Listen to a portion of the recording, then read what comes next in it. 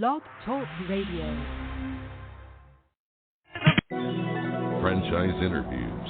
From Easton, Pennsylvania to Sydney, Australia, you're listening to Franchise Interviews. Franchise Interviews.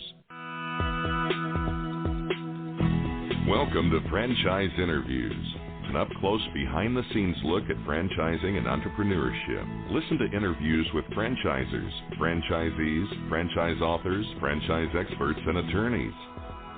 And now, welcome your host, Marty McDermott, and Franchise Interviews.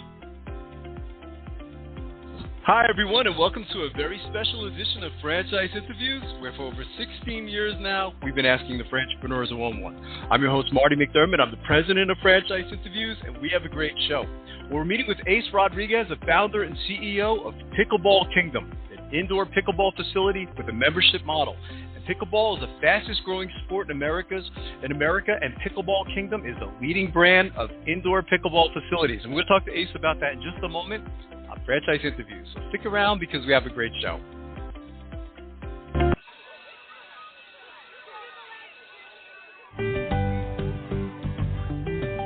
Franchise Teacher. Would you like to know how to franchise your concept or grow your franchise business? Meet the experts at Franchise Teacher. The goal of Franchise Teacher is to teach, coach, consult, and advise. The team of experts at Franchise Teacher will evaluate your business model and present you with a winning business strategy. Franchise Teacher will help you decide whether or not your concept works and if it's franchisable. Franchise Teacher is proud to have over 30 years of experience in franchising as both franchisees and franchisors. Franchise Teacher are developers of over a dozen franchise systems, which include brick and mortar as well as home-based concepts of nearly 3,000 combined franchise locations. Whether you need to add more units or get more customers, Franchise Teacher can help. We will teach. Franchise Teacher will help you learn our proven system. Coach. Franchise Teacher will help you provide a game plan to succeed. Consult. Franchise Teacher will make sure you stay on track. And advise. Franchise Teacher will help you learn from our over 30 years of experience in franchising as both franchisees and franchisors. Take advantage of our free, no-obligation phone consultation. Simply go to franchiseteacher.com or call us at 561-385-3032. That's franchiseteacher.com. Or call us at 561-385-3032.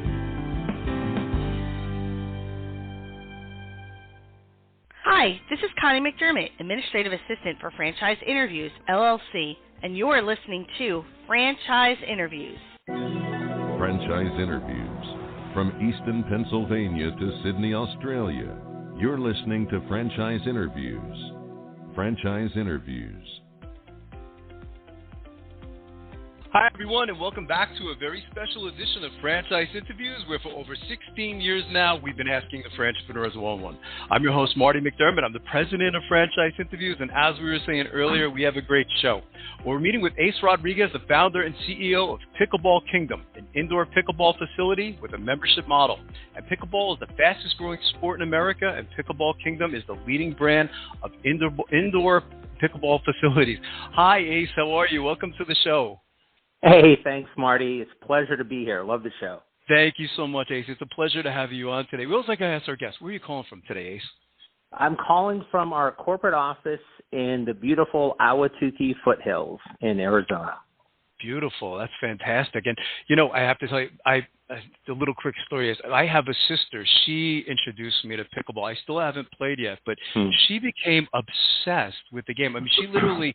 when she wants to play, she has to go online at 12 o'clock at night just to book an appointment. I didn't realize the demand for the game. And then I read the article about you in Franchise Times. Congratulations, by the way. That was a fantastic article.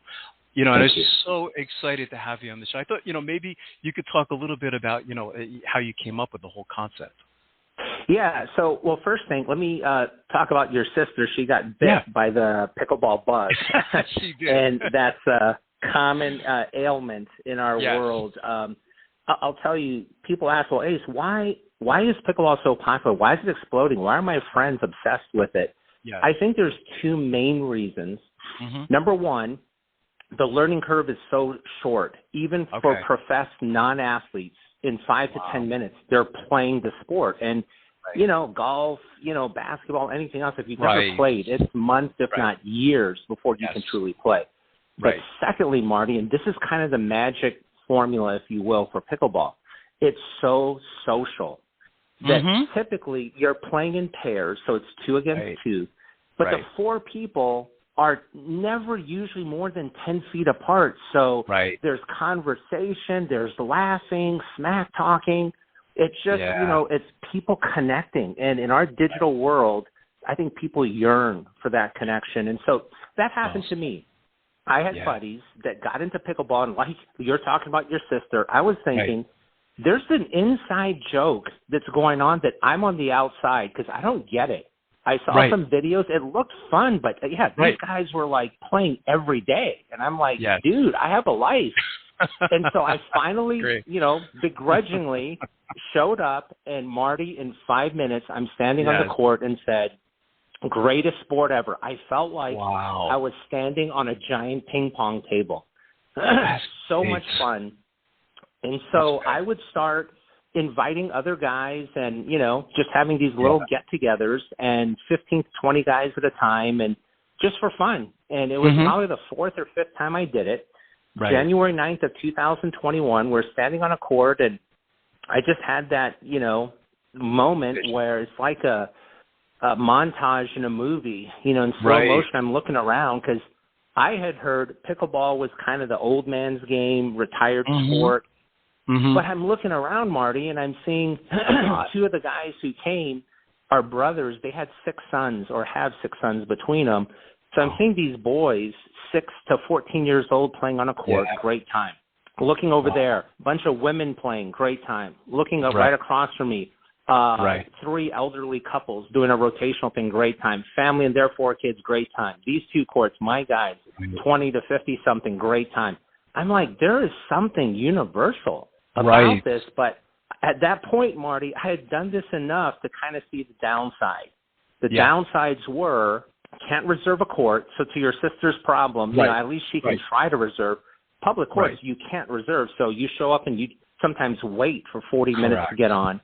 It's hot, it's cold, the sun gets in your eyes, you don't want to get, skin cancer, and then the courts are dirty. I'm not a germaphobe, but whatever's one step below germaphobe, that's where I'm at, and I just can't help but see all the stuff on the court, and I'm wiping my face because I sweat a lot. And so at that moment, I talked with some buddies, and I just said, if there were an indoor facility, all these problems go away.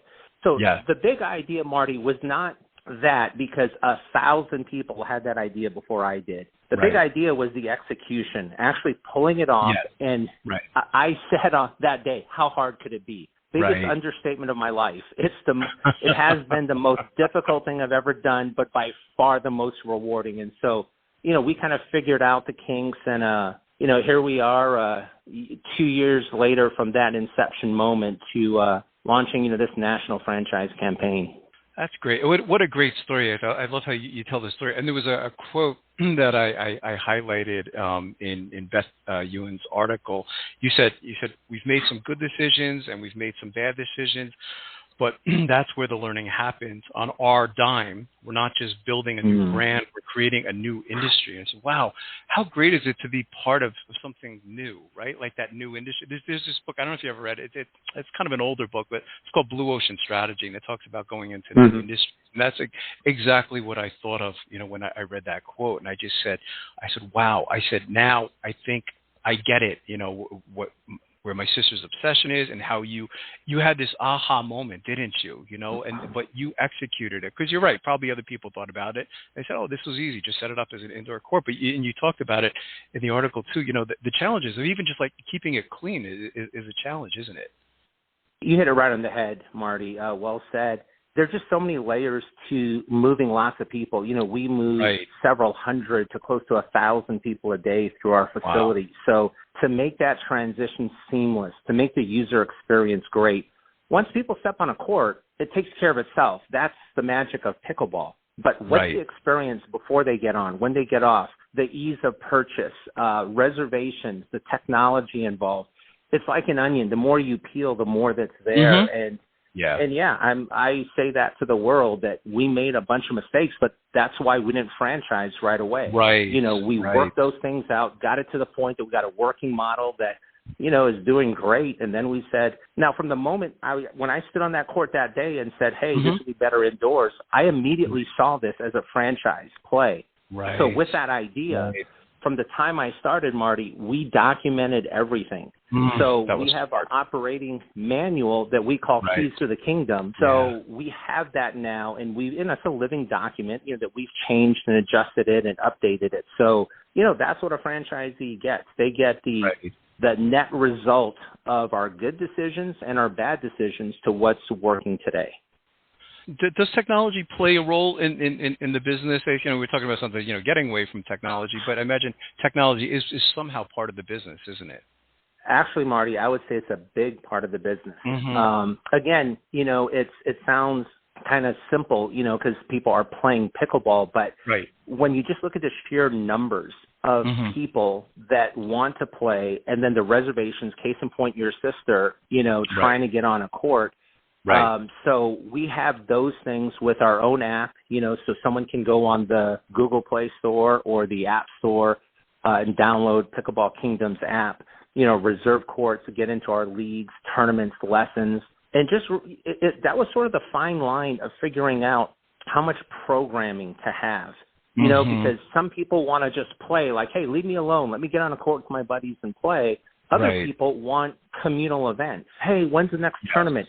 When's the next league? That type of thing. And then finally, other people, and this is a really common thing because getting back to my story, when my buddies introduced me, I literally said, guys, let's play again tomorrow. How about 2 o'clock? And they're saying, we can't get off of work. Let's play at 6 o'clock. And I said, well, my daughter's a senior in high school. She plays competitive volleyball, and I'm soaking it in. I don't want to miss anything, so I go to all our practices, so I can't come at 6. And I didn't have anyone to play with, therefore. And I wasn't going to go to a public court and be kind of that weird guy. Hey, can I play with you guys? And they came with their friends, so now someone has to sit out. So we have a system called drop-in where people paddle up. You just go to, we got beginners, intermediate, advanced, 10 hours a day, Marty, of drop-in play. It's like pickup basketball. Wow. Kind of like putting your quarter on a table to say, I got next game. You put your paddle on this rack, you're in the next game. So it's not this weird thing. You're not asking permission. That's the system. Now you're playing with people about your skill level. But here's the great thing, Marty. Not only are they at your skill level, they have a similar schedule because they're there at the same time. So you would be like, hey, what's your name, Bob? Bob, I'm Marty. Hey, we're about the same. Do you normally come on Tuesdays at noon? Hey, you want to set up a time? Now you got a pickleball buddy. Those organic relationships happen so much. So it's that community that we're really building in the kingdom. That's fantastic. I love it, Ace. It's such a great story, and because I guess the industry is so new. I don't even know if there's numbers out there yet. I mean, as far as how big the industry is. I mean, have you come across anything, Ace, yet? Like as far as like how big pickleball is at this point? No, the operative word you used there was new. Marty, it's so new in the industry. When you say indoor pickleball, you know what that means? It really means playing on a basketball court. So because gyms say, oh, we have indoor from 2 to 4 o'clock on Tuesdays and Thursdays, no basketball, it's pickleball. And so when people show up at our courts, they're like, oh, I went out and bought indoor balls.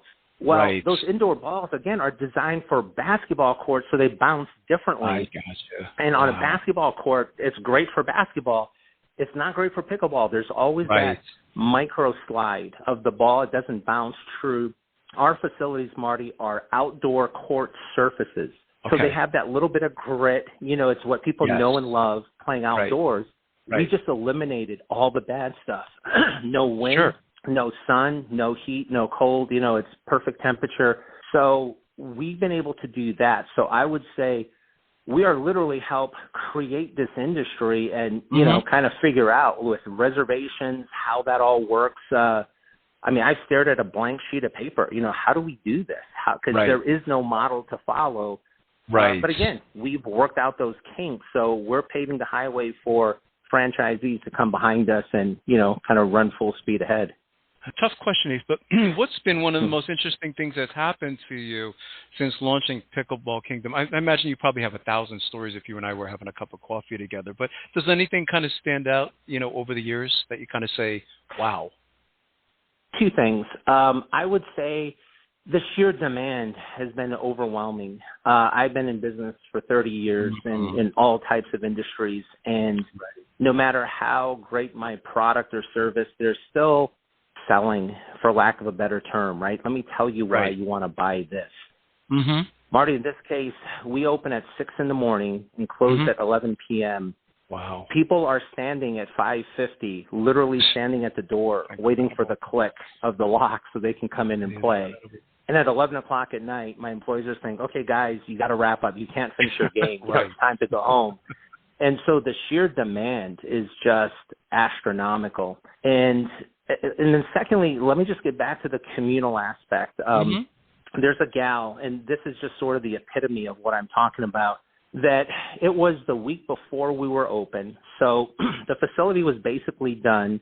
We're getting, fine-tuned stuff. So it was late, probably 10 o'clock at night one night, and I'm the only one there kind of setting up chairs and doing different things. And I look over and I see this woman kind of, with her hands by her eyes trying to look into the facility. Right. So I go out, open the door, and just say, hey, we'd like to see you inside. She's like, oh, are you sure? I don't want to pose. I said, no, come on in. So gave her a quick tour, and she's like, oh, this is great. I said, do you play? She goes, no, I don't play, but like everyone else, been hearing about it. I read articles, I see things, and it looks fun. And I said, we're having a pre-opening, kind of membership sale if you're interested. And she said, yeah, I am, but... And then she kind of got teary-eyed, Marty, and she was just very candid, and she just kind of was very transparent and said, I'm going to be honest, I don't have a lot of friends. So everything I see is 4 people playing. I don't think I could get 3 other people to play. Right. So I got a little choked up, and I'm not going to use her name, but I kind of told her, I said, hey, let me explain what we're going to do. And I said, I was in the same situation. I explained how I started. Right. So I said, we got this thing we're going to do. See those hooks on the posts? I explained what that is. So I said, so you don't have to bring people. You literally can come by yourself 3 times a day. Right. We have blocks of time. And I explained how that's going to work. She goes, you know what? Okay, I'll try it. She became a member. Marty, every time I see her, it warms my heart. She walks in. It's kind of like Norm from Cheers, right? Norm. People are like, hey, shouting out her name. Hey, you want to jump in a game? Right. She has different circles of friends. She comes sometimes twice a day. She has a smile on her face. She has her people. She's now part of a tribe. And to think we built that community, that's priceless, Marty. It is priceless. It is. It's priceless. I've been doing the show 16 years. I think that's become my favorite story. Hearing the show, I ask the question all the time. It really is. It's what a great story. I mean, it's just it's so moving, isn't it? I mean, and now you get the chance, Ace, to share this model with other aspiring entrepreneurs, and so it makes me curious. I mean, when you decided to start franchising, what's important to you when taking on a new franchise deal? I mean, are there any characteristics or traits that you feel are important to be successful? Wow, that's a great question. I would say the overarching thing would be it's someone that wants or maybe embraces first mover advantage because this is so new. Someone going into, and this is, I don't mean this in any condescending way, if someone's going into a food concept, there's so many food concepts, right? Even though it's a new chicken thing, spin on burgers, but still, there's so many others. So you're kind of going into something that's fairly predictable to some degree. In our case, we're kind of like a gym. We're kind of like a few things, but we're not really anything. It's completely unique. So it has to be someone that wants that adventure. And I got to tell you, again, Marty, being in business for 30 years, this is the adventure of my lifetime. And I'm looking for other people that want to have that same thing. They want to have that kingdom in their hometown and maybe even better yet, have a whole bunch of them. So I think the other maybe characteristic would be, and this is not unique to Pickleball Kingdom, but it's unique to franchising, I guess. It's people who have kind of that entrepreneurial spirit, but within a system, right? That they can't be entrepreneurial where, hey, I want to change the logo. Red is my favorite color. I want to do that. But they have to say, okay, Ace, tell me the lanes. What's the left side? What's the right side? And I'm going to be as creative as I can within those lanes. That person is going to blow up. They're going to do great. That's kind of who we're looking for. That's fantastic. And what would the training? How does that work, Ace? I mean, do they come to? Would it be corporate headquarters for the training? Maybe you could talk a little bit about that. Yeah. So literally, I'm calling you from our corporate headquarters. So we have a 5-day training class. Okay. They would come here, and it worked out beautifully for us, where our corporate office is about 3 miles from our Chandler club. So we have sort of this kind of back and forth classroom, boots on the ground type training. So in one session, you learn about the front desk and just the million of variables that happen at check-in, reservations, membership. So we talk about those things kind of academically here. Right. And then we take a break, bring in some sandwiches, and then now let's reconvene at the Kingdom. And now, Marty, they're standing at the front desk actually doing those things. Right. And so, again, it's kind of this great kind of philosophical versus get your hands dirty and actually do the thing. So when someone's leaving from our 5-day training class, they are fully equipped to not just run a Kingdom, but to empower others to do the same thing and build their team. I'm thinking about, you're mentioning, Ace, that, Pickleball Kingdom, they open early and they close late, so I'm trying to think of like a typical day for your franchise model. I mean, if you can paint a picture of that, what does that look like? Yeah, so it would really depend on what role the franchisee wants to play. Right. Because of the size and scope of our endeavor, Marty, not all franchisees are going to be, the owner-operator type. Right. We're going to have that CEO type, which is fine, and that works well. Sure.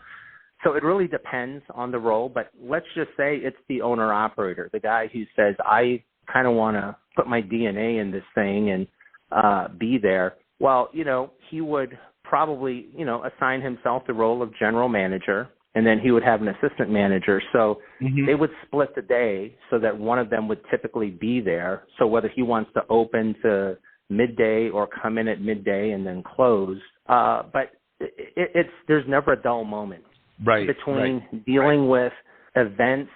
We do 2 to 4 corporate events a week. Wow. So those, if we had to be judged, Marty, on one thing, I would say judge us by our events. Right. I would say that's the best thing we do and puts a smile on people's faces. And and then from a business standpoint, pound for pound, it's the most profitable thing we do. So it kind of works out well. Yeah. So they would help with that. They would help with, scheduling with employees, just all those types of things. And it's intoxicating. I'm here now at our corporate office, and Marty, just a little confessional. I go down to the Kingdom a couple times a week just because I need that energy. Right. I need to hear the bouncing of the ball. I need to hear laughing and yelling and screaming and hooping and hollering. It's just, it's infectious. I just love it. It really is. It's fantastic. You had that moment, that aha moment, Ace. Which to me, in studying your background, you have all the characteristics of an entrepreneur. You were able to execute. A lot of people have ideas, but they never execute. And so I'm curious. From because you've been in franchising for a while now, what advice would you give to our listeners in their quest to buy a franchise? Because I've heard numbers recently that they say there's like 3,500 different systems out there. And I think what happens is for someone who's interested in franchising, they get overwhelmed. They're like, oh my God, this is too much for me. It's an information overload. Where do I begin or start? From your experience as an entrepreneur, what advice would you give to our listeners in their quest to buy a franchise? Like, where do they begin? That's a very interesting question. Well, the first thing that comes to my mind, and this is going to start a little controversial, but I think it'll make sense.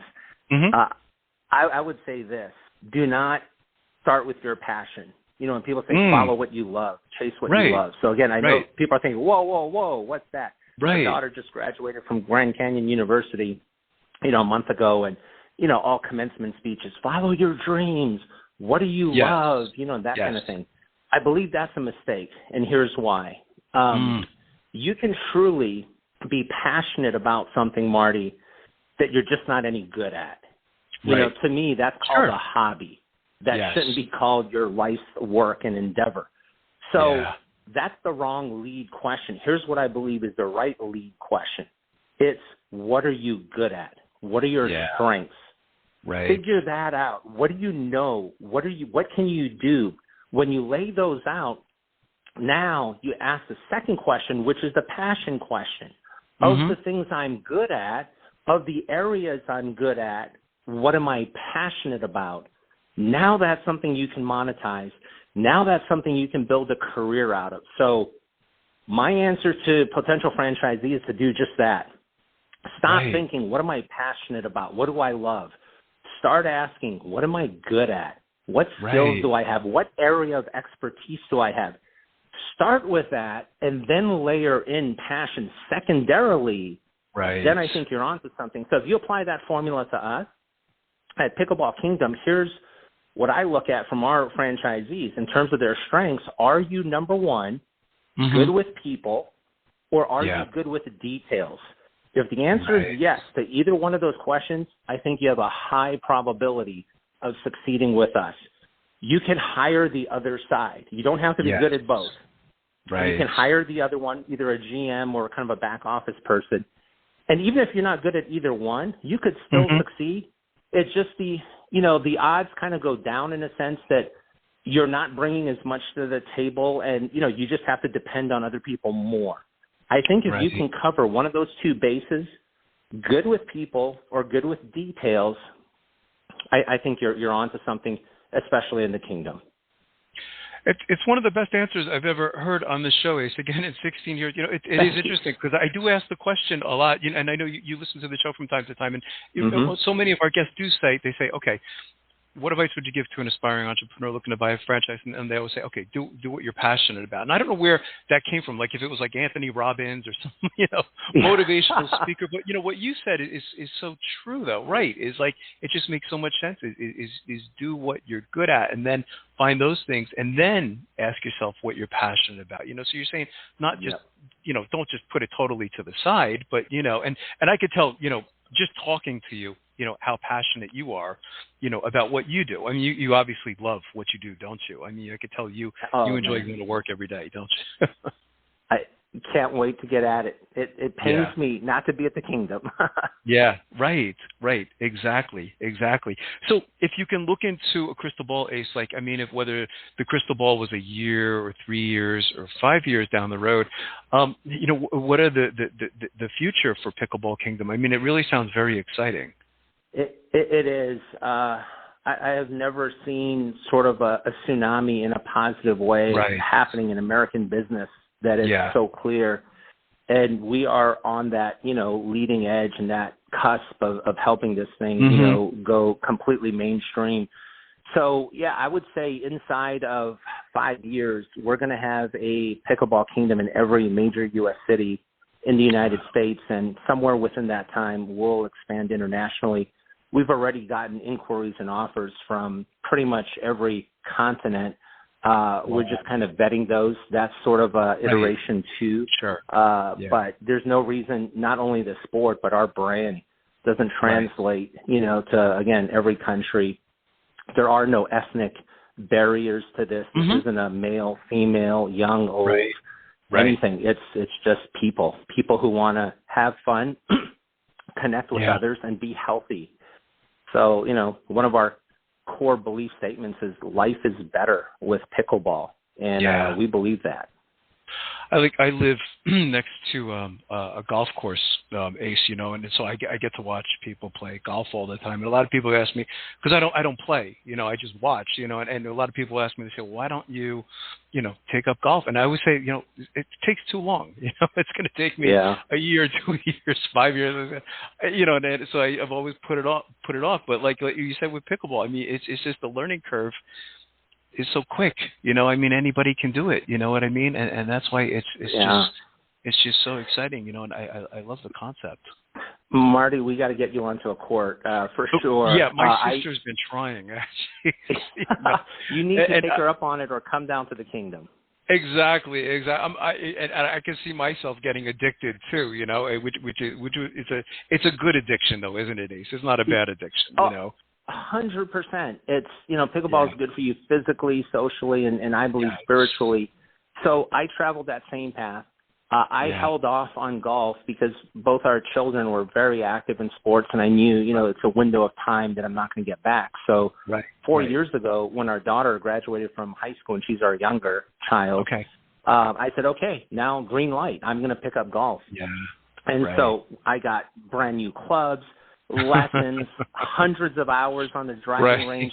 And just for frame of reference, Marty, I was a Division I quarterback a million years ago. Is that I share right? that to say I got I got good hand-eye coordination. So I got hand-eye coordination. I'm not starting from scratch. Oh, geez. And golf still kicks my butt. Yes, I go out there and I feel like I've never touched a club. So that learning curve is so long and so steep. Oh, that's fantastic. Coming back to pickleball in 5 minutes, Marty, you're going to feel like you've been playing this forever. Exactly. So it's very attractive, inducing that way to make you want to come back. And lastly, I coined this phrase. I call it the sneaky workout. Mm-hmm. If I'm on an elliptical, every second that I'm on there, I'm like, this sucks. That is so true, isn't it? 20 minutes over. And I'm typically listening to your podcast, so that's the only thing that's been true. Thank you. So, but the fantastic. time, of just I working totally on it. get it. Oh, that's fantastic. Last night, I'm on the courts with some buddies. I'm laughing, again, playing, joking around. Never once did I think I'm working out. And when I'm done, Marty, my sweat ring on my shirt is down to my belly button.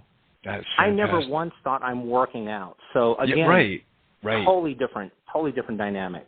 That's the secret, isn't it? It's fantastic. Well, I can't tell you, Ace, how much I've enjoyed talking to you today. This has been one of my favorite interviews out of 800 interviews. Man. So I'm so happy to finally get the chance to talk to you. It's been such a pleasure. What's the best way for our listeners to get more information on Pickleball Kingdom, Ace? As a service and of course, the franchise opportunity, any websites you want to kind of direct them to?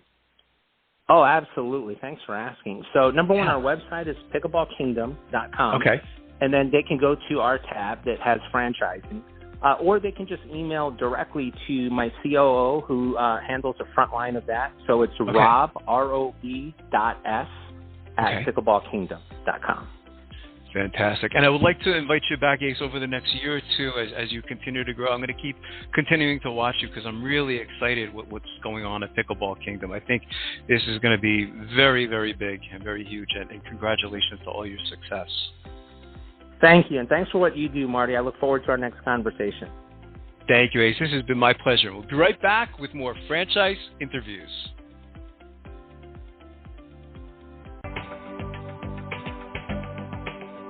Coming up in our next segment, we'll be playing a clip from our Great Quotes in Franchising podcast right here on Franchise Interviews.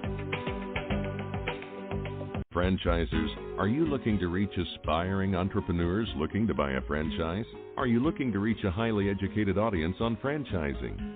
Franchise Interviews, an up-close, behind-the-scenes look at franchising and entrepreneurship through our website, franchiseinterviews.com. Or you can hear and read interviews as well as get tips from some of the most successful sources in franchising.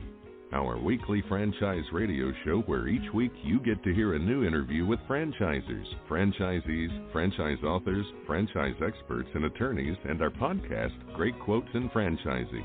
For more information, go to franchiseinterviews.com or call us at 610-905-2919.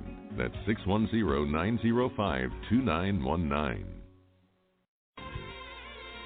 Today's Great Quote in Franchising is being brought to you by Franchise Teacher. Would you like to know how to franchise your concept or grow your franchise business? Meet the experts at Franchise Teacher. The goal of Franchise Teacher is to teach, coach, consult, and advise. The team of experts at Franchise Teacher will evaluate your business model and present you with a winning business strategy. Franchise Teacher will help you decide whether or not your concept works and if it's franchisable. Franchise Teacher is proud to have over 30 years of experience in franchising as both franchisees and franchisors. Franchise Teacher are developers of over a dozen franchise systems, which include brick and mortar as well as home-based concepts of nearly 3,000 combined franchise locations. Whether you need to add more units or get more customers, Franchise Teacher can help. We will teach. Franchise Teacher will help you learn our proven system. Coach. Franchise Teacher will help you provide a game plan to succeed. Consult. Franchise Teacher will make sure you stay on track. And advise. Franchise Teacher will help you learn from our over 30 years of experience in franchising as both franchisees and franchisors. Take advantage of our free, no-obligation phone consultation. Simply go to franchiseteacher.com or call us at 561-385-3032. That's franchiseteacher.com or call us at 561-385-3032.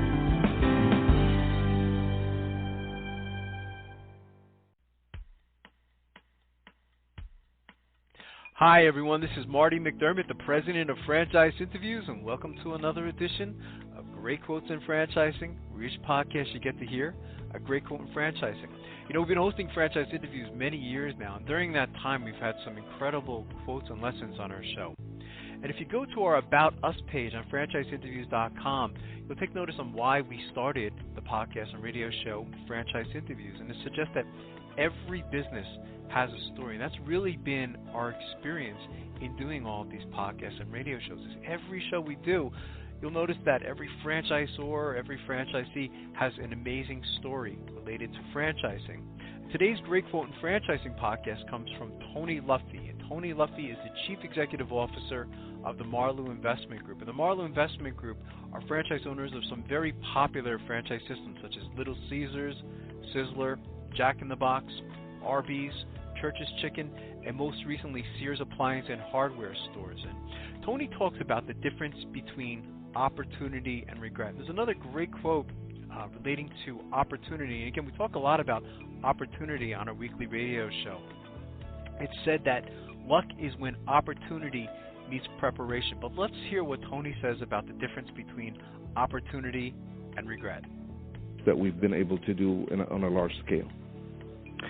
It's amazing. If you go back to the beginning, Tony, I mean, were your goals, I mean, today, I mean, you're as large as like 200 plus units, but I mean, back then, I mean, when you go back to the beginning, I mean, was that your goal in the beginning, or was this kind of like just like a natural progression over time? It's both.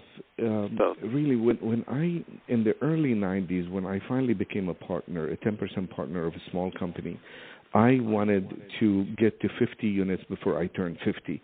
So I don't know if that goal was really feasible in my head, but that was the dream. But the goal, the most important part of it was I wanted to be an entrepreneur, I wanted to be independent, and I wanted to allow my ability to manage people and work with people to develop into something that was bigger. I didn't know the size, nor did I plan for it to be a number of revenue, whether it's 10 million or 5 million, whatever it was. It was really finding a way to make a living and support my family, at the same time satisfying my personal need, which is to be an entrepreneur. And really, once that took place, it was more about the opportunities that came our way. And I always say the difference between opportunity and regret is being ready. So if you're ready, you see the opportunity as an opportunity. Otherwise, you spend a lifetime regretting the fact that you missed the opportunity. So to me, it's about being ready. And I've always worked so hard to make sure that we are ready for whenever that opportunity came our way. That's fantastic. We have this Great Quotes in Franchising podcast. We're gonna put that quote in there, Tony, if you don't mind. I think that's very powerful. Maybe we could talk a little bit about your company. I mean, the Marlowe Investment Group. I mean, If you'd like to hear that whole interview with Tony Luffy, all you have to do is go to franchiseinterviews.com, and you can go to our franchises listed alphabetically page and simply go to the Marlowe Investment Group, and you can hear that whole interview. We have that interview also in our About Us page, and you can go to franchise interviews by category as well and go under the food category, because that's where most of Tony's franchises are located within his portfolio. And lastly, we'd just like to thank everyone for making this podcast such a tremendous success. It's amazing how many people have listened to the podcast over the years, so it's really been wonderful, and we'll see you again soon with another edition of Great Quotes in Franchising from Franchise Interviews. Take care, everyone. Franchise Interviews. From Easton, Pennsylvania to Sydney, Australia, you're listening to Franchise Interviews. Franchise Interviews.